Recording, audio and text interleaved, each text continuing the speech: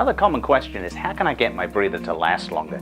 If I install it in a specific application, or anything I can do to make that breather actually last longer and not get spent so quickly?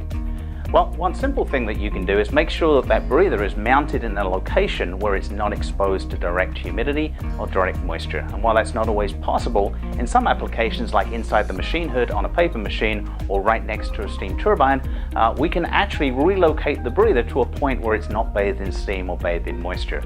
So if you do have a drier area of the plant, somewhere where there's not such a high relative humidity, you can always port out the breather to some remote location.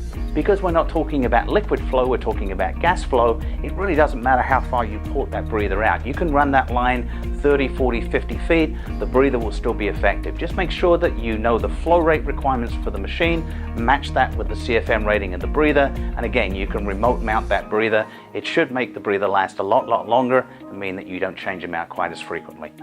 I'm Mark Barnes with Desk Case. Thanks for joining us.